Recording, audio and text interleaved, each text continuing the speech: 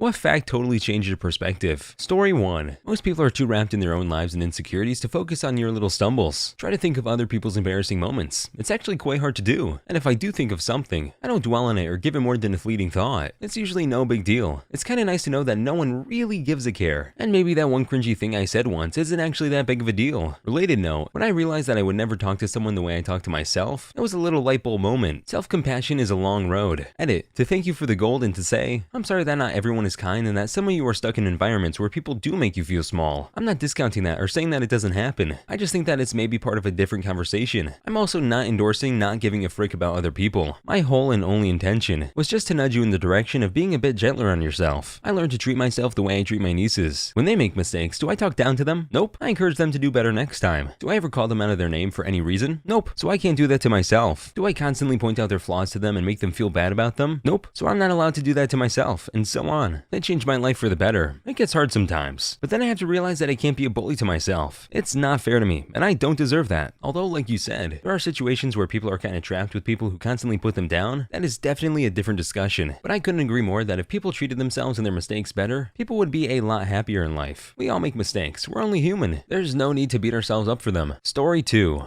The world moves on with or without us. Edit, thank you kind stranger for silver. Yeah, poop, I remember the first time I really traveled to another country. Whilst I was walking around, it suddenly hit me that all the people there were just living their lives. It sounds so stupid because of course that's what they're doing. But it's the first time it really hit me how many people in the world just live their lives oblivious of us. It sounds like a super downer sort of thing, but it made me feel so insignificant. In the grand scheme of things, the things I do just won't matter. Literally no one cares. It gave me a new lease on life. I find myself not caring as much about the small stupid things as much. And when I feel sad, I just think of those people living so far away just having their lives and it snaps me out of it pretty quickly. I had that exact thought when I was younger, but then I just started thinking of it more like, it's not that we don't matter, just that our lives won't directly impact theirs too much. Like theirs won't impact mine. It's not that any of us are insignificant, just doing our own thing. Story 3. Can't remember exactly where I saw this, but the first Western movies filmed in Hollywood were made around 1915, when the industry moved there. At the time, much of the area outside of Los Angeles was ranch land, and there were still some sizable cattle drives going on. Directors would hire actual cowboys for a pittance to train horses or be extras. Basically, they made movies fantasizing these big cattle drives and gunfights as American history, while people who had actually done all those things were chilling in the background. That is actually so freaking cool and something I never knew. That's so weird to think movies were made back then. Like, yeah, of course they were, just weird to me. Story 4. There are real-life castles that are less expensive to buy than a New York City apartment. You can actually get a free castle in France, as long as you can provide a plan for how to keep up with the upkeep of the castle so that it won't become a ruin. Among several TV shows about castles in France, I remember hearing about people who just couldn't afford to keep the castle they already owned, not because of taxes or mortgages, just upkeep costs. I imagine the archers and trebuchet costs start getting pretty steep after a while. Story 5. I have time to waste online, then my life is not that bad. Greetings from the land of money poor, time rich. If there's one thing I've learned about myself, is that I'd rather have a lot of time than a lot of money, as long as I'm not actually poor, meaning that I can buy food and pay my bills without having to stress. I'm pretty content. Having to save a bit to buy something is fine by me. I once did work a lot and earned a lot of money, compared to now at least, but I was really unhappy because I never had enough time to do what I wanted. Well, money can't buy you happiness. Story 6. The pyramids of Giza were about as old to the ancient Romans as the ancient Romans are to us right now. Really shows how short human history has been. I find that including the name Cleopatra can help drive the point home further, since that and Tut are the names often associated with ancient Egypt. There was more time between Cleopatra's life and the construction of the pyramids than between Cleopatra's life and today. Also, the same fact applies to the T-Rex. We are closer to the T-Rex than the T-Rex was to the Stegosaurus. Okay, this one just hurts my brain, especially when I grew up with Jurassic Park. That just hurts. Story 7. The majority can be wrong. Very, very wrong. Changed my outlook on the world completely. I wonder why Lord of the Flies was a major literature in my 6th grade year. I was too young then to care, but eventually it started to make sense. Democracy done in haste decisions for short-term benefit made by uniform masses, and swayed by charismatic leaders or just unknown fears, can be destructive, sometimes tragic. I learned that one while reading To Kill a Mockingbird.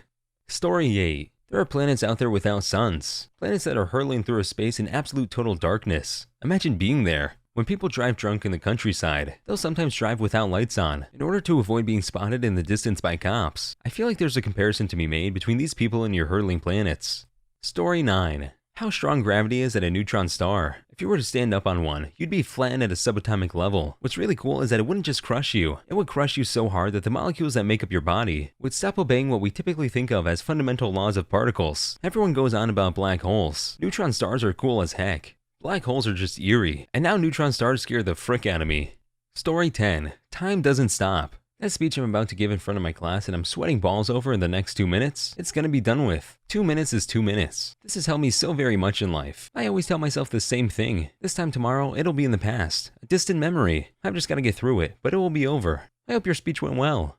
Story 11. This fact is super relevant to tomorrow. Martin Luther King Jr. and Anne Frank were born the same year. Blows my mind whenever I think of it. Edit. I wrote this on Sunday, just to clarify the tomorrow comment. Abraham Lincoln and Charles Darwin were both born on February 12, 1809. That's gotta be fake. Please say it is or my brain is going to explode.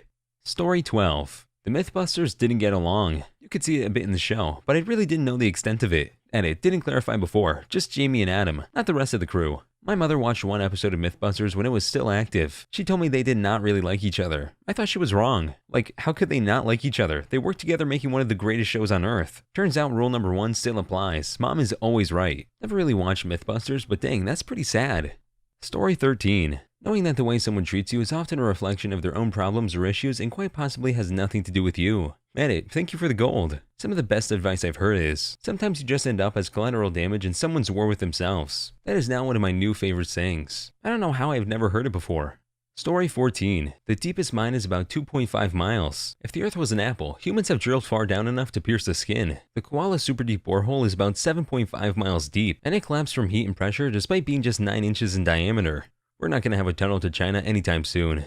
Story 15. If you have a problem and you just completely lose your head over it, you now have 2 problems. Edit. Hey, thanks for the shiny stuff. I would like you to speak to my dad, please. Hey son, you're adopted.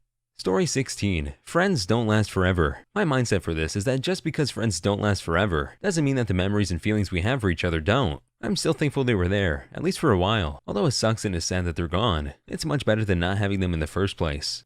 Story 17. That no one cares. Really, when you find yourself laying in bed at night anxious about every interaction you've had that day, what you said, if someone's angry with you, etc., just know that no one cares, and likely no one is thinking negatively about you at all. Everyone has their own life to deal with. And that really helped me stop worrying about everything at night. That's something that took me forever to realize.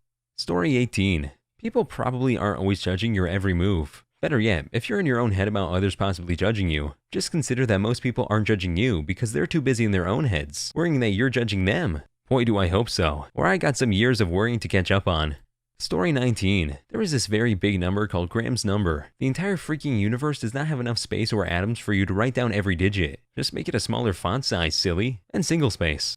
Story 20. I'm capable of being entirely convinced of something false. As a result, anything I'm convinced of doesn't necessarily reflect reality. The one thing we all had in common is that we all think we're right. Now you've got it fricked it up. Story 21. We judge others on their actions, but ourselves on our intentions. I remember reading that the right question to ask is not, am I a good person? It's what good do I do in the world? When I started thinking about it that way, I realized I wasn't actually a very good person.